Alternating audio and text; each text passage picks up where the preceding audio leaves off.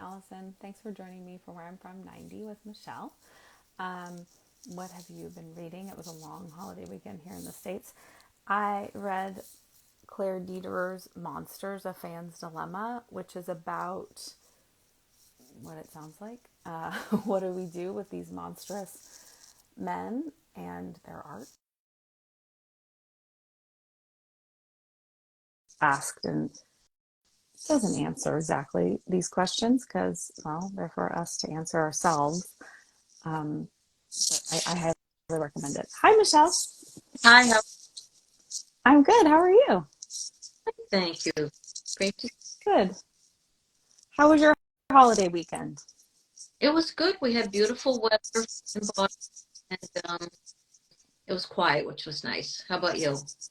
Yeah, it was. We were pretty quiet too. So I we're fans of that. It's nice to sort of step away and have some time to just, be.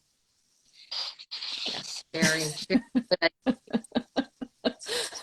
I think it's underrated in general I agree.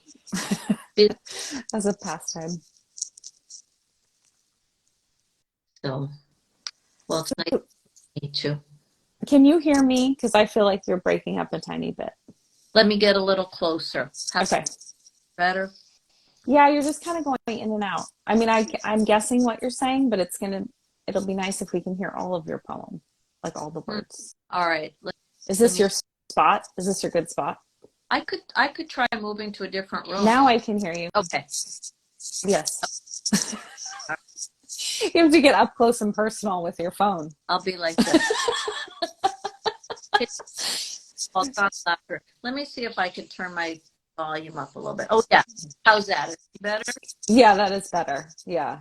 It's a little counterintuitive. We don't really want to get this close to our phones, That's but right. You can let me know. I'll talk louder.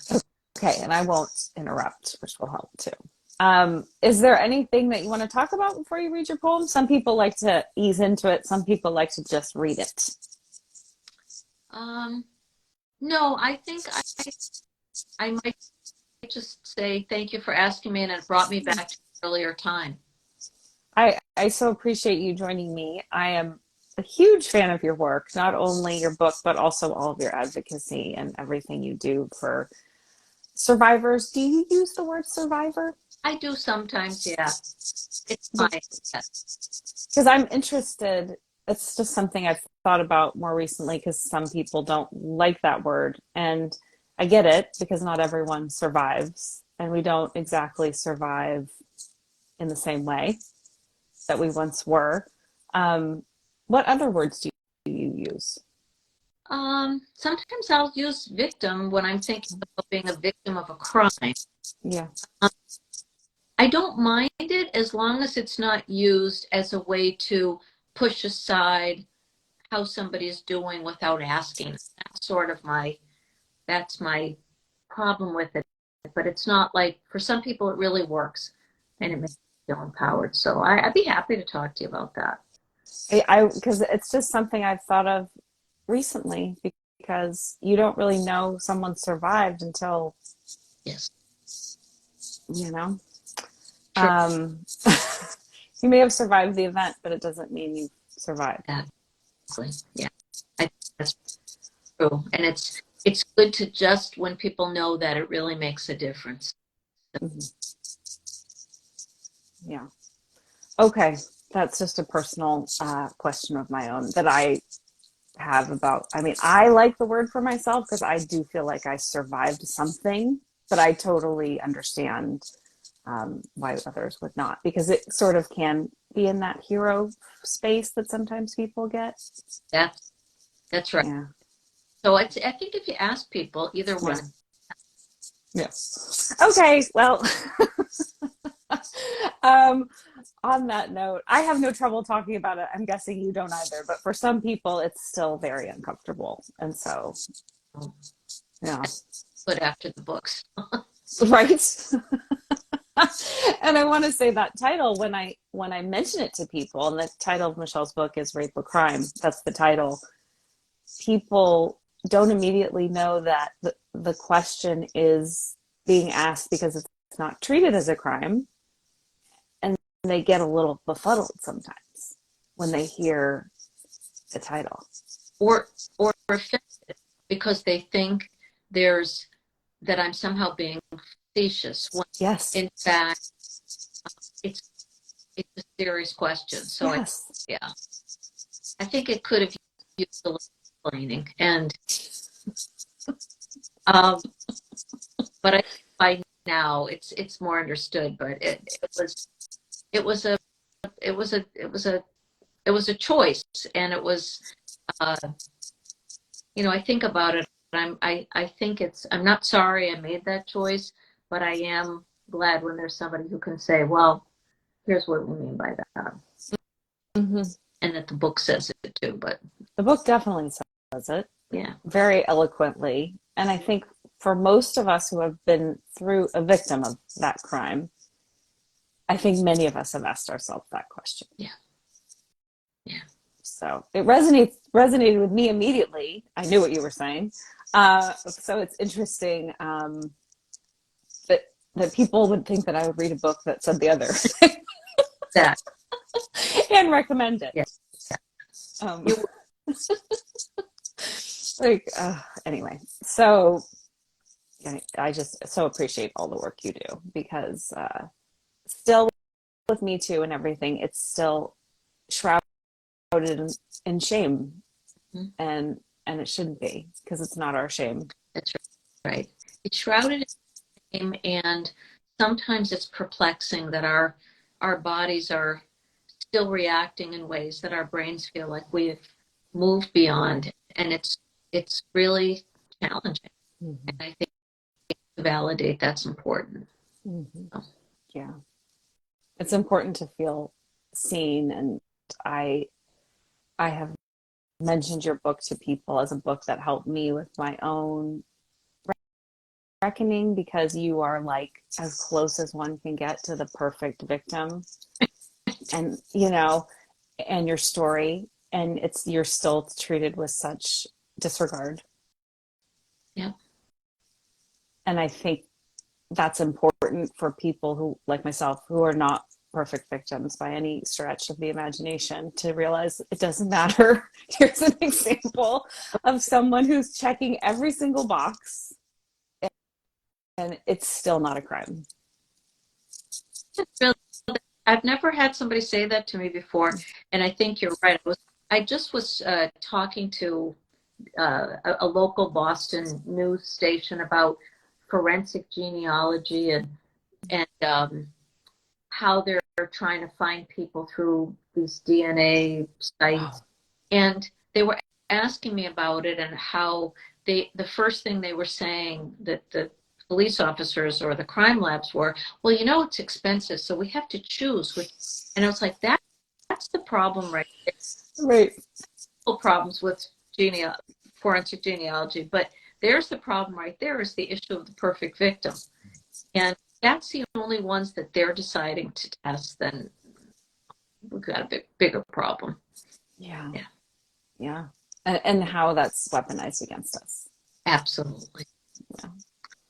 So it was just, I recommend the book, and I thought it's such an important book, and I hope people teach it in schools, because it feels like that kind of book where it can open up a larger discussion about how our society doesn't reckon with this thing that we talk about as, like you say in the book, one of the worst things, the right. worst crimes, and yet actually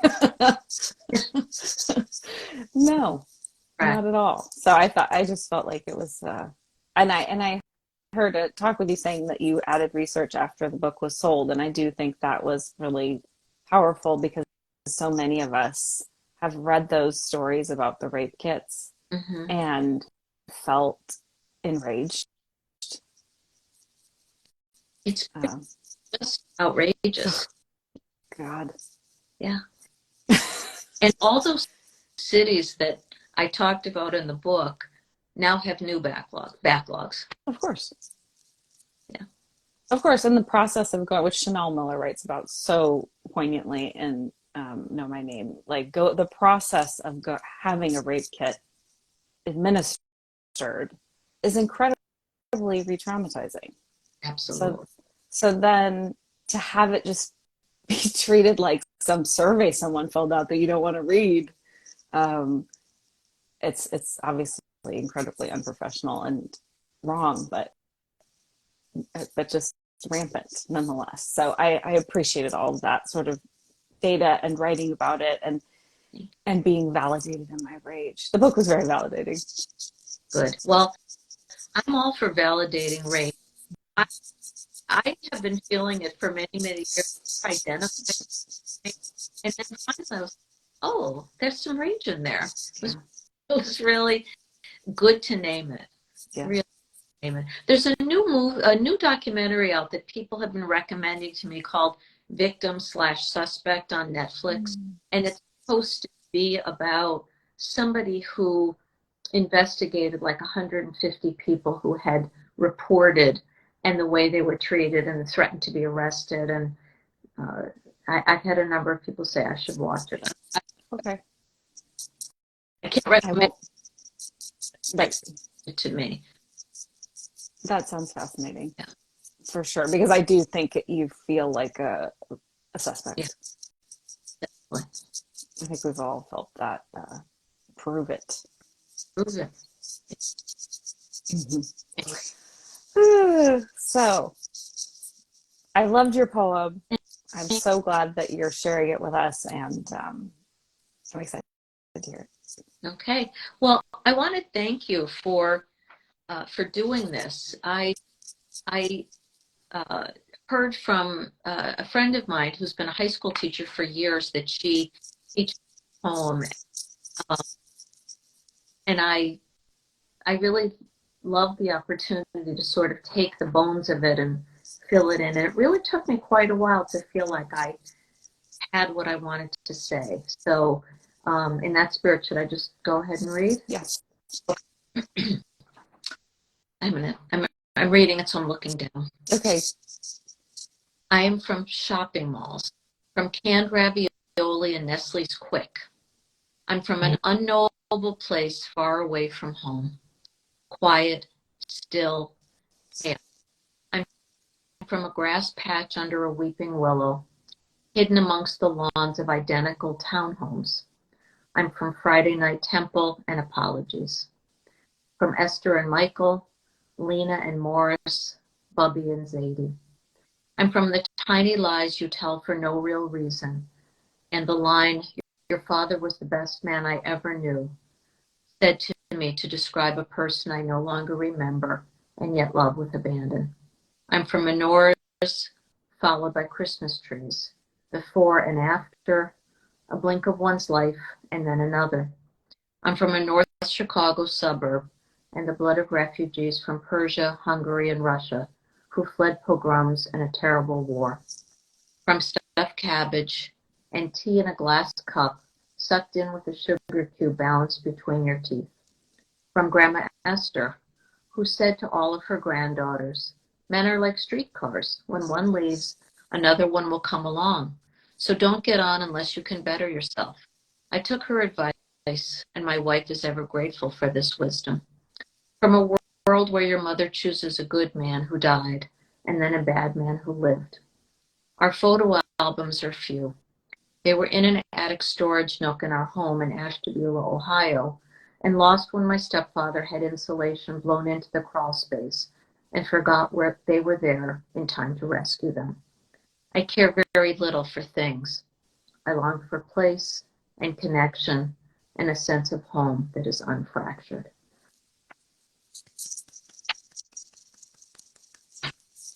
Beautiful. Thank you. As I said in my email to you, I love how your poem is about where you're from, but also where you've arrived and how that process occurs and how where you're from informs that, because that's the thing I'm endlessly fascinated with and grateful that I have an opportunity to have these conversations, because I find that as grown-ups, because we are now grown-ups, you don't I don't have those kinds of conversations as much. No, and it's the process of writing it, my early childhood was quite traumatic Yeah. with dad's early death and then moving to rural Ohio from Chicago and really leaving my relatives and people that I love very much behind. And I that was decades ago. And yet if I talk about it or when I read this, I feel quite emotional. And I feel embarrassed about certain things that were true in my life in this very, very small town and what was available for me and what I was able to learn and didn't learn and how I felt in college like people had educations that I they were talking about books I had never even heard of. And there's still a lot of feelings about that, and yet it was a long time ago. So I don't think we ever quite leave all of that behind. No. Yeah. I think for me, the goal is I've literally have, I'm working on it as I'm writing my memoirs, sort of going back. I do this with my therapist. It was her suggestion, but like these little versions of myself and tell them, I'm here. We made it. You know, you can tell me all your secrets. I actually know them anyway. And I can hold them Yeah. and it's safe. Yeah. Um, and it has been such a powerful experience. I am amazed at when I talk to recently, like 4-year-old me. She's so a person, Yeah. you know. Yeah. With lots of feelings. Yeah. Yeah. And that I recognize, but also I'm like, wow, I've come a long way, which is also important to acknowledge, like the journey that we've all been on, and that it is a journey that we have to continue to evolve and care for ourselves. And yeah, those things really matter. And I don't know if I think we do feel or I do for a very long time felt like, well, I should be over it. Yeah. Well, what's really powerful is that 4-year-old with the feelings that didn't have a chance to be comforted. There's something really powerful that your older self is able to do that. And I really felt that after writing my book, that the 24-year-old who was really mad about disappearing was Yeah. like, hey, I was really just, I'm glad to be back and feeling empowered again. I mean, there's a lot of power to connecting to even past we want to put behind us. I agree.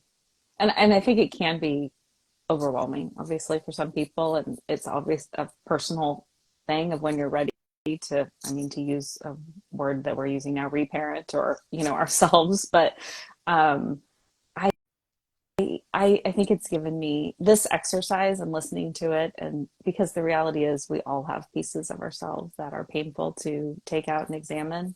And there, like I said earlier, there's no shame in those pieces. And you must see that after hearing dozens and dozens of these poems, Mm-hmm. the, the things that people choose to put in as an image of their childhood, or, you know, whether it's very sunny or dark or both. And I imagine it's mostly a combination. Yeah. I think some people feel, I've received poems with apologies. Sorry, this isn't happier. Which I just find humorous because mine isn't really very happy. So it's okay. You're in the right space. Um, but I think people do endeavor to have usually some light and dark because they feel like that's right. I'm using that in quotes because I don't think it's right or wrong, but I think they have this sort of pressure to, um,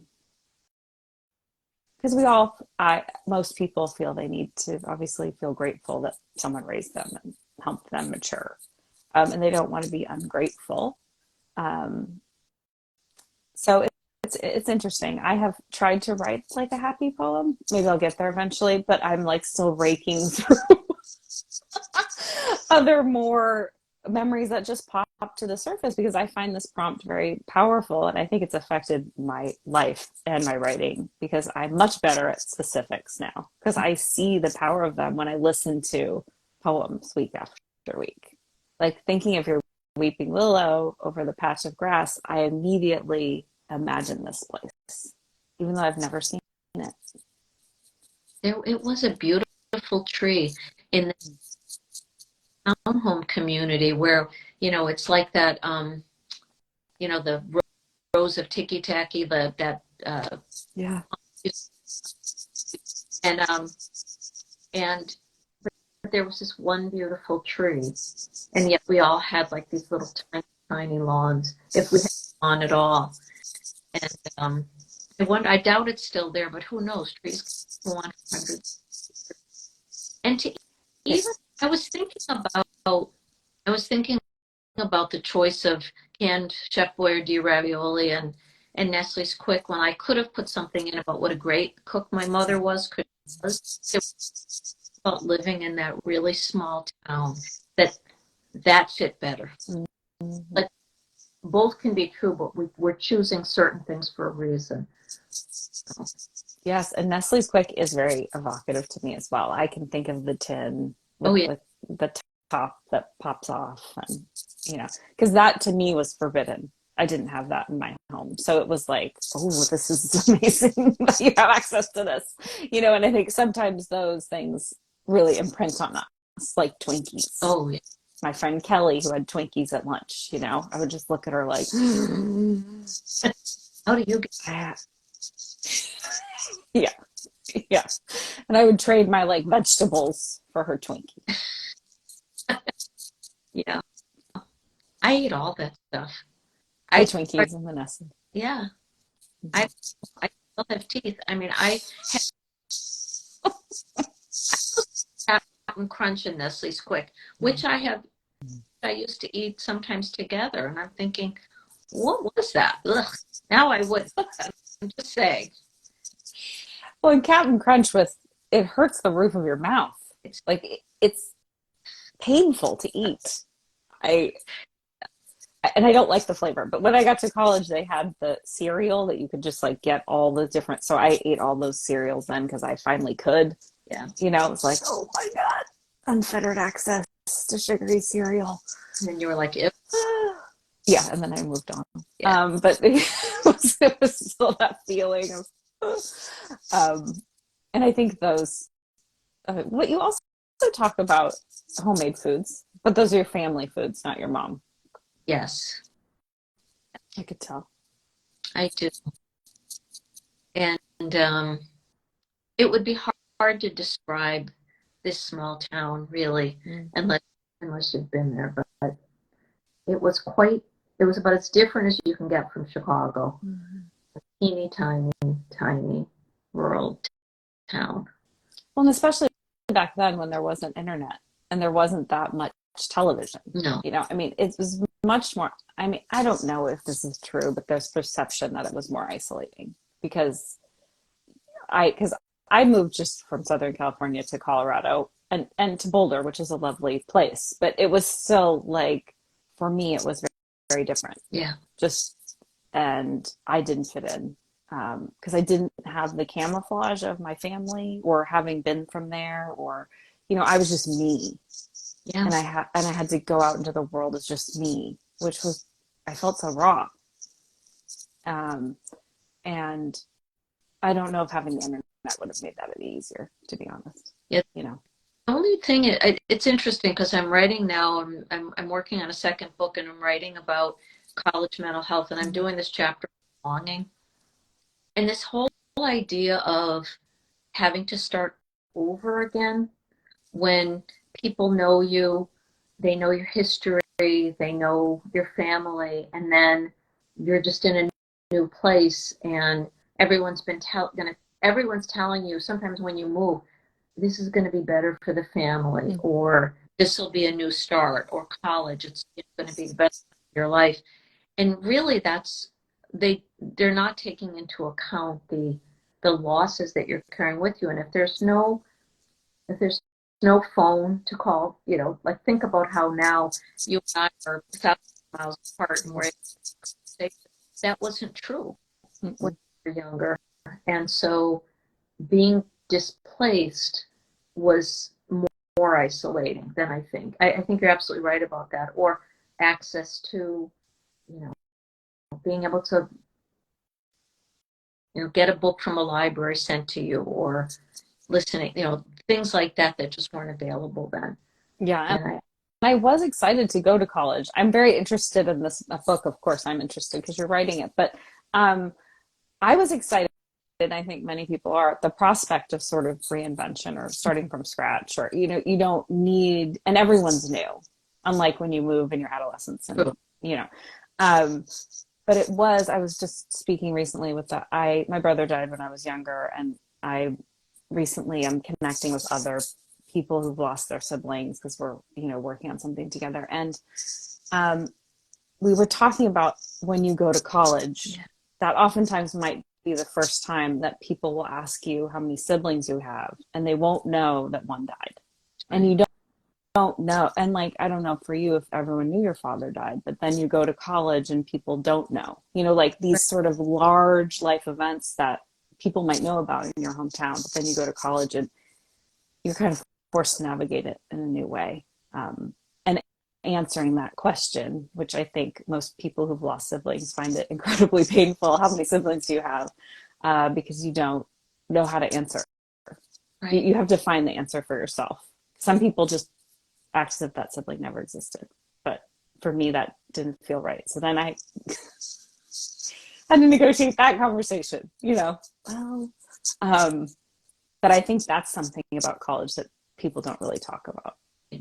What the things that you do and don't want to say, and wondering at what point you have to feel like you made a friendship with somebody to share anything hard, Mm-hmm. or what is that first. And yeah, that's that's really something I think for me to think about, what we hold and Mm-hmm. what we're, you know even helping people find words for those things. It's hard. Yes. Yeah, Yes. And like you walk into it, I didn't really think about it.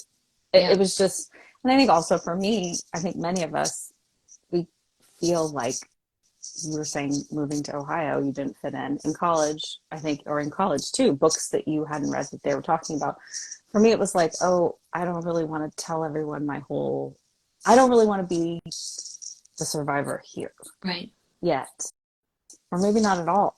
Like, I just want to be somebody who isn't broken. yeah. But then it feels, I don't know, it's complicated. It's very complicated. Or if people say would say to my kids, what do your mom and dad do? And Right. first, and then what is that supposed to mean? Are you more interesting? Are you like what? What is that all about? Mm-hmm. Right? Yeah. That, Yeah. It's walking back all of those yeah, assumptions takes a lot of deprogramming in ourselves, because I was actually asking this friend, and I'm asking people, I'll ask you, what do you say in small talk? Because so many of the questions that we ask people in small talk aren't great. in college or now? What would you say? Well, either. And if you were in college now, what would you, because I don't like asking people what they do for a living. I don't like any of it. Yeah, I don't. Most of those questions, they're so icky. Yeah. Um, right. I think about people that I've known for a couple of years that I've known at work, and I want to ask them questions like, but usually, well, like this one friend of mine, I know I know she has two kids and she's raising them herself. I'm not going to say, so are you divorced? Are you widowed? Were you Right. ever? I just get to know other parts, like what kind of where do we meet? What kind of food do you like? How are things, you know, up something that's important can oh, this thing in the world, whatever, like, and just start conversation that way. But I don't like just stuff that feels really like, oh, I love this TV show. Have you seen this TV show? Although if we connect on that, I might. Right. Yeah. Right. But like, I don't watch Succession. I don't want to watch Succession. I find it just overwhelmingly like dark, and I don't want it. So then I have to like explain, no, I don't really, and it gets all awkward. And I do think just sort of talking about what's there. It's just so many of those like icebreakers are just very presumptuous. Yes. Of a certain type of person or family or lifestyle or history. And I think very few people actually fall into it. So then we're already starting from a place of like, oh, and it's like, that's not the intention. That's what I love about these poems. Here's a prompt. Right. Tell me what you want to tell me. Right. And, right. Or if our kids bring home a friend or, and it's like, so how did you two meet? Well, if it's a romantic friend, oh, we met online, or mom, or like,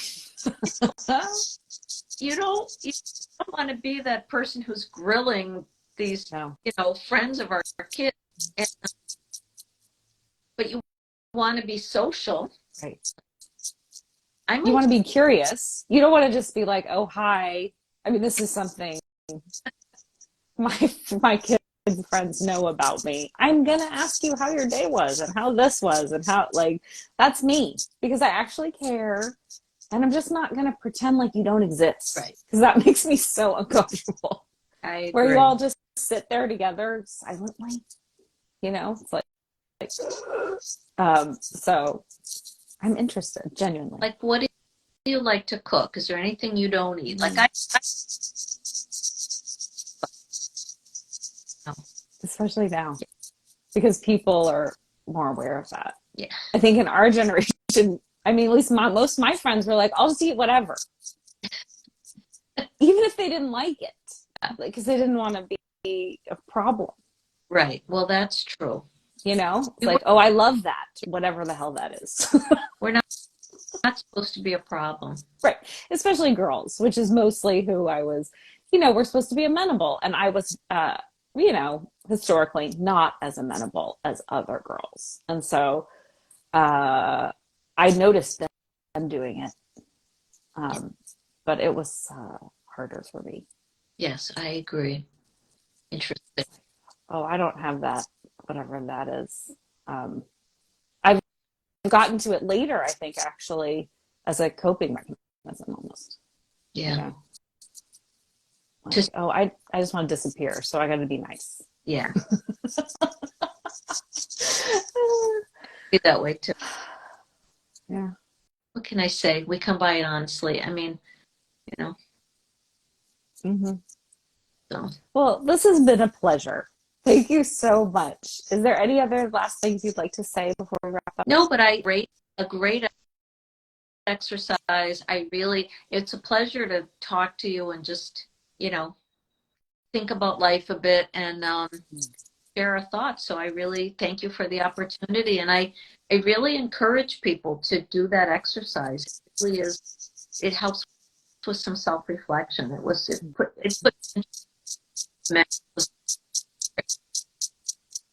Yeah, I agree. And please reach out and you can join me. Let me know if you're interested in joining me. Just message me on Instagram. Yes. So, well, thank you so much, Michelle. Have a lovely day. This was, as I said, a pleasure. My pleasure. Thank you. Have a lovely day yourself. Okay. All right. Bye.